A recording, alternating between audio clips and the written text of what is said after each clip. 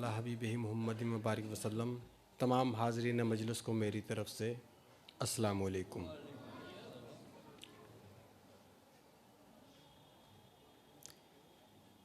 इस महफ़िल में शरीक सबसे अज़ीमुल मर्तबत हस्ती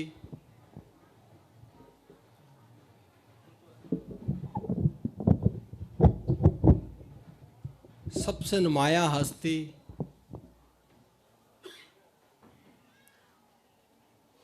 मैं जब ये चंद मारूज़ात पेश कर रहा हूँ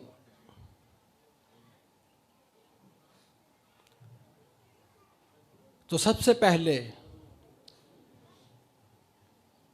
मैं आपकी खिदमत में सलाम, मुअद्दबाना सलाम, आजिज़ाना सलाम, बेबसी और बेकसी वाला सलाम हजूर मलंगी बाबा औलिया आपकी खिदमत में सलाम पेश करता हूँ अपनी तरफ़ से, तमाम हाज़रीन की तरफ़ से, इस दुआ के साथ कि हमें हमारी ज़ाहिरी व बातिनी तमाम मुरादें हासिल हों।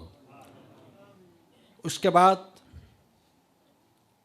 पीर मुर्शद मखदूमुल मशाइख़ हज़रत ख्वाजा ज़हूरुल हक़ मसूद, जिनका वजूद कलंदर की अता है, उनकी खिदमत में गायबाना सलाम पेश करता हूँ। और फिर हस्ब मरातब साहिब सजादा अज़ीम फ़लसफ़ी ख्वाजा इज़हारुल हक़ मसूद शाह साहब की खिदमत में और साहबज़ादा वसीमुल हक़, जितने भी खुलफा हज़रात मौजूद हैं और तमाम हाज़रीन जो हैं, तमाम की खिदमत में सलाम पेश करता हूँ। और ये दुआया सलाम है कि अल्लाह पाक आप सबको साथ तंदुरुस्ती के, दराज़ उम्र अता फ़रमाए। इसी तरह हर साल मिलने की हमें मालिक तौफ़ीक देता रहे। इसके साथ बहुत मुअद्दबाना अर्ज़ करता हूँ और इस गुजारिश को कबूल फरमाइएगा, और वो ये कि क्लैपिंग और तालियों से हद दर्जा एहतराज़ बरतिएगा। जब क्लैपिंग होती है किसी भी जगह तो ये तासुर उभरता है तो गोया कि कोई गैर संजीदा प्रोग्राम चल रहा है। इसमें एक गैर संजीदगी का अंसर महसूस होता है, अगरचे इसमें हर्ज नहीं है, कोई अच्छी बात है, बड़े बड़े सेमिनार्स में ऐसा होता है। लेकिन जब खालिसतन मजहबी, फिक्री, एतकादी मराहल से आप गुज़र रहे हों, सीखने का अमल जारी हो, तो तालियों से जहन मुंतशिर हो जाया करते हैं।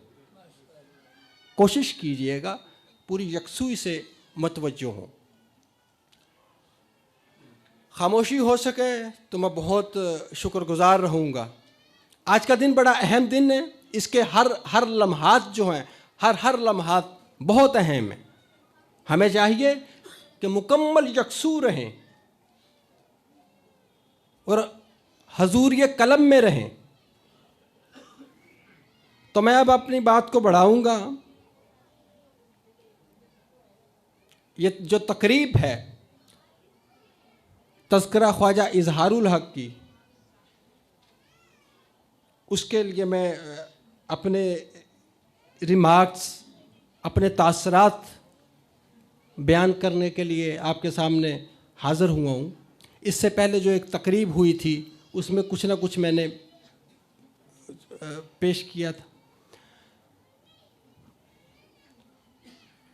ख्वाजा, सबसे पहले तो मैं जिनका तज़किरा है उनकी बात करूँ।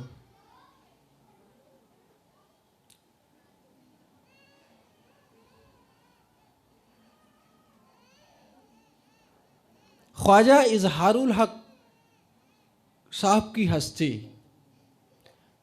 को मुकम्मल जानने का, समझने का इस पूरे हाल में से कोई दावा नहीं कर सकता, क्योंकि ख्वाजा साहब के जो रुख आपके सामने है ना, वो आपकी सतह के मुताबिक अपने आप को ढाल के पेश करते हैं।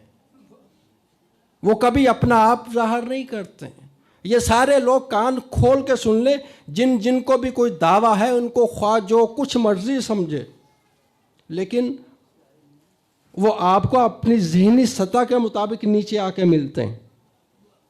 आज इस बात का इंकशाफ मैं इसलिए कर रहा हूँ कि हमारा जन्म जन्म का साथ, ये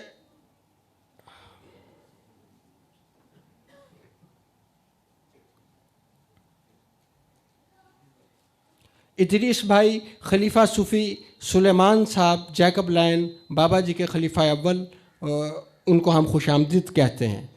उनके साहबजादे इदरी और सजादा नशीन खलीफा इदरीस भाई साहब आपको खुशामदीद कहते। अभी गुजारिश की थी, ख्वाजा इजहारुल हक साहब की बात हो रही थी। चूँकि बचपन का साथ रहा है, चूँकि बचपन का साथ, आज अगर मेरी इल्मी कोई सतह है किसी की नज़र में, कुछ समझते हैं ज़ौक़ परवाज़ के हवाले से, अगर कोई इल्मी मेयार है जो मेरा इल्मी कैरियर है, बिलाशुबा उसकी जो बुनियाद है वो ख्वाजा इजहारुल हक साहब की हस्ती है। मैं आज अगर आपके साथ इन अल्फाजात से बोल रहा हूँ कि जिसमें कुछ इल्मी शायबा आपको उभरे, तो इसके दर पर्दा उनकी मेहनतें, उनकी काविशें और उनकी नकल कर करके इस माइक तक पहुँचे। मेरे लिए सबसे बड़ी आइडियल हस्ती इल्मी तौर पे वो बिरादर मुकर्रम ख्वाजा इजहारुल हक साहब की हस्ती है।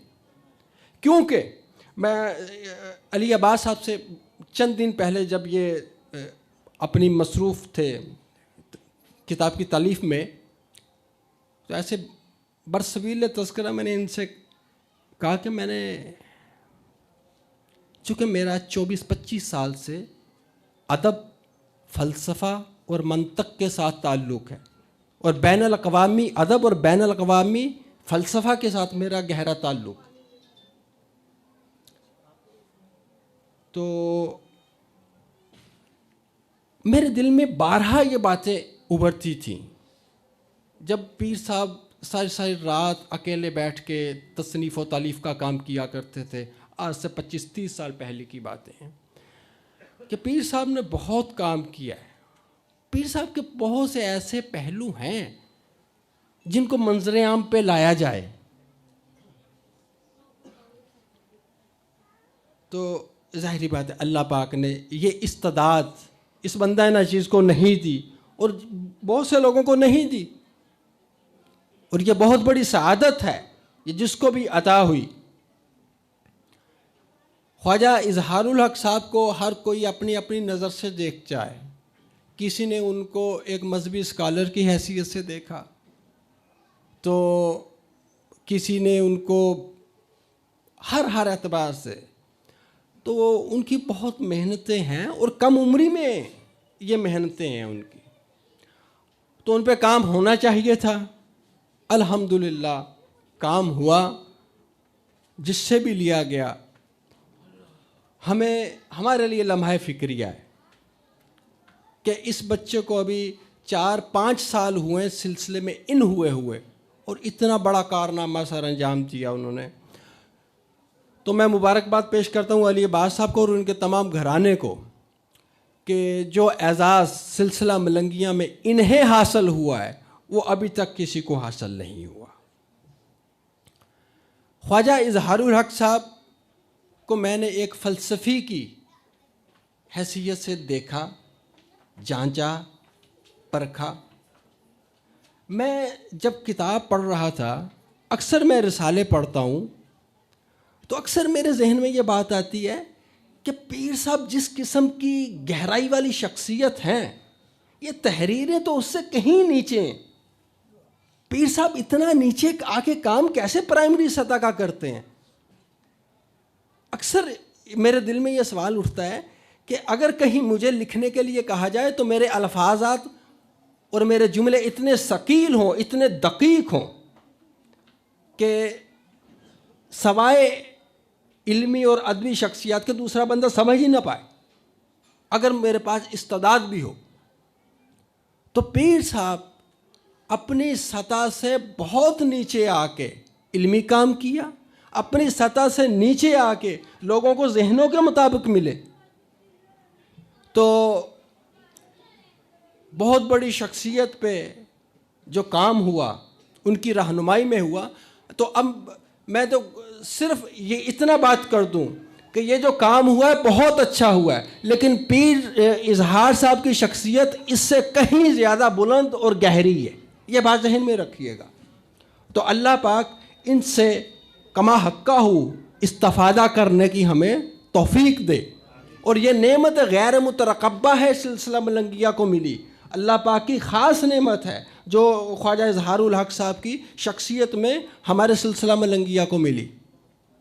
जब हम बैट बल्ला खेला करते थे, बहुत ज़्यादा उम्रों का तफावत नहीं है, तो ये शख्सियत उस वक़्त फसूसुल हिकम और फतूहात मक्किया पढ़ा करते थे, जिन किताबों का आज नहीं लोगों को नाम आता ज़ुबान पे, उस ज़माने में वो उसको रिसर्च किया करते थे। मैं गुजारिश ये करना चाहता हूँ कि अब जब मैं पीर साहब की मजलिसों में कभी बैठता हूँ, कभी इनकी बातें सुनता हूँ, तो मैं कहता हूँ पीर साहब किस दर्जा नीचे आके बातें करते हैं। और जब हम 25-30 साल पहले इनकी बातें सुना करते थे तो इतनी दकीक होती थी। 25-30 साल पहले जब बड़े लोग बैठते थे, ये तमाम लोग इल्मी अदबी शख्सियात मौजूद होती थी, अक्सर आस्थाने में महफिल जारी रहती थी, तो हम भी पीछे बैठ के सुना करते थे, देखा करते थे, तो दिमाग से ऊपर से बातें गुजरा करती थी। तो यहाँ ये तारीफ नहीं है, ये एक ऐसे अदक हकायक हैं, ऐसे दकीक हकायक हैं कि सतही नज़र रखने वाला कभी नहीं समझ सकता। सतही तारीफ करने वाला या खुशामद करने वाले इन बारीकियों को नहीं समझ सकते। ख्वाजा इजहार साहब की शख्सियत पे मज़ीद कहना गोया के टाइम का ज़िया है, क्योंकि अल्फाज नहीं है। दूसरी तरफ अब मैं उस तरफ आता हूँ, भाई अली अब्बास साहब की तरफ। इस तालीफ के दौरान यह बच्चा 3 दफ़ा हॉस्पिटलाइज्ड हुआ है। लाइब्रेरी में काम करते हुए, शदीद गर्मी है, हबस है, और ये अक्सर में मुझे कभी किसी किताब की ज़रूरत पड़ती थी तो मैं लाइब्रेरी में आता था, तो ये बच्चा पसीने में शराबूर है और पंखा भी नहीं चला रहा, सिर्फ इसलिए कि कहीं पीर खाने का बिल ना आए। इन बारीकियों को शायद ये बच्चे भी ना जानते हों कि हम किन किन बारीकियों से नज़र रखते हैं। और मैं इसकी एक एक हरकत देखता था कि पंखा ना चले, बाज़ औक़ात अपनी मोबाइल की लाइट में बैठा लिखता था कि पीर खाने का खर्च ना हो। आफरीन है ऐसे बच्चों पे। क्या ये समझते हैं इन बारीकियों का हमें पता नहीं है? और नहीं, एक रिसीवर है, वो क्या हुआ कि इस काबिल नहीं है कि वो रूहानी नूर आ सके, लेकिन कुछ ना कुछ तो है बात। बहुत सी बातें हम बरसबील तज़किरा नहीं कर सकते, लेकिन महसूस हो रहा होता है। तो इस बच्चे को अंदर बेहोश हो गया, हॉस्पिटलाइज्ड हुआ, फिर बीपी शूट किया, फिर हॉस्पिटलाइज्ड हुआ, और अपने काम में मगन है, होके ठीक होके फिर आके अपने काम में मगन। यारा ये बहुत खुश नसीबी की बात है, खुशकिस्मती की बात है, ये बहुत बड़ी सआदत की बात है। तो अगरचे मैंने आपसे ये गुजारिश की थी, अच्छा मैंने उस दिन वादा किया था कि अली अब्बास का इनाम मेरे पास मौजूद है, क्योंकि ये बच्चे ने हमारे सबके लिए इल्मी तौर पे, तहकीकी तौर पे ये मशअले राह है। ये बच्चा, ये हमारे लिए बहुत बड़ा यानी ये बहुत बड़ा हमारा नुमाइंदा है। इसने पूरा सिलसिला मलंगिया का सर फ़ख्र से बुलंद कर दिया। हम पूरे सिलसिले को इस पे फ़ख्र है। तो पहले मैंने गुजारिश की थी कि क्लैपिंग से, तालियों से गैर संजीदगी का तासुर उभरता है, लेकिन अब मैं आपसे गुजारिश करूंगा, एक दफ़ा मेरे कहने पे इस बच्चे के लिए ज़रा खड़े हो जाए, अली अब्बास तालियां बजाइए। The big hands for Ali Abbas.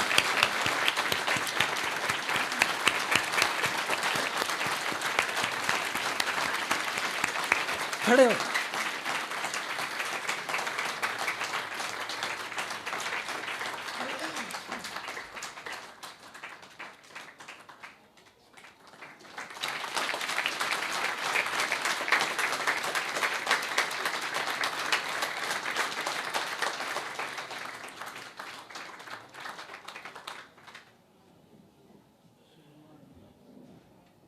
ये आप समझते हैं कि ये मुआशी हालात जो होते हैं ये रुकावटें बनती हैं? मैं अली अब्बास के मुआशी हालात से वाकिफ़ हूँ। आपको क्या पता कि घरों के गुजारे कैसे होते हैं?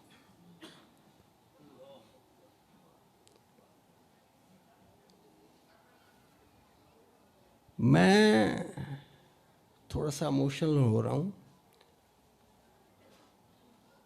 पैसे से नहीं कोई चीज़ हासिल होती। बड़े बड़े पैसे वाले बैठे, जिसे पिया चाहे वही सुहागन।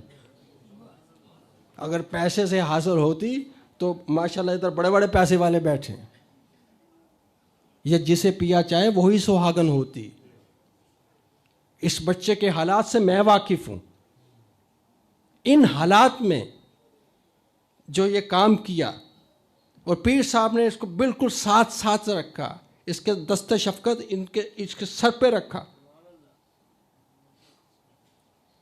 मैं आपसे ये गुजारिश करूँगा कि ये थी तो तकरीब किताब की, लेकिन एक दावत फ़िक्र भी है हमारे लिए। ये एक दावत फ़िक्र है, और वो ये कि कोई काम अगर आप करना चाहते हैं उसके लिए सिर्फ रहनुमाई और मुसम्मम इरादा, इसके अलावा और कोई चीज़ दरकार नहीं होती। अगर वो चीज़ें हासिल हो जाएं तो फिर बकौल अल्लामा इकबाल, समझता है तू राज है ज़िंदगी, फ़कत ज़ौक़ परवाज़ है ज़िंदगी। अगर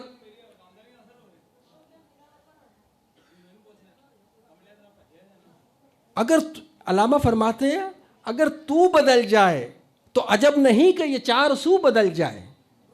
अगर आप बदल जाएं, ये दुनिया बदल के रख दें आप। हमें कल तक अगर नहीं बदले थे, इससे पहले तक नहीं बदले थे, तो अब हमें आज 5 जमादी सानी 12:37 पर यह फैसला करना है कि अब हमारी ज़िंदगी का जो अगला सेकंड है यह तब्दीली के साथ होगा, हक की तरफ हमारा कदम राग़ब होगा। मैं कुछ ज़्यादा टाइम ले गया, चूँकि जब जज्बात, अल्लामा फरमाते हैं जब ख्यालात में तलातुम हो बरपा, जब ख्यालात में तलातुम हो बरपा, अल्फाज में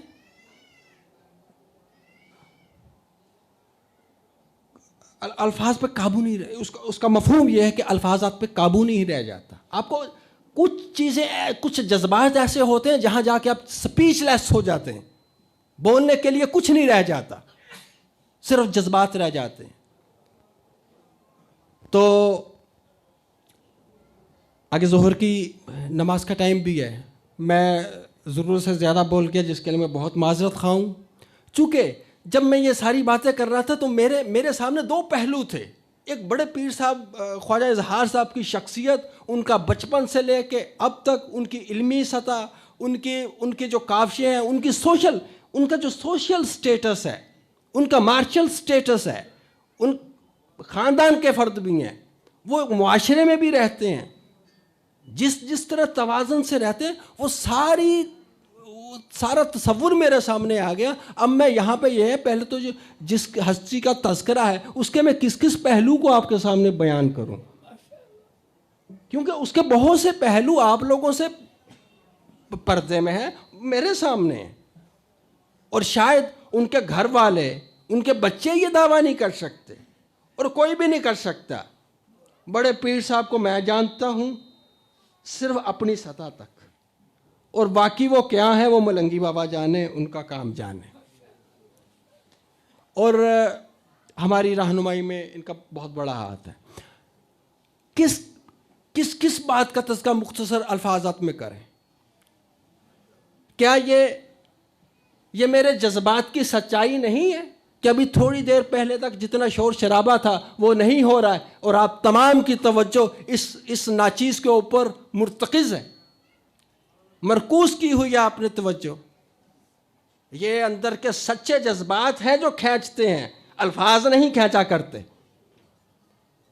ये वो सच्चे जज्बात हैं जो मैं चाहता था मुझे कहीं एक्सटर्नलाइज करने का मुझे मौका मिले, और इसके लिए मैं तैयार नहीं था।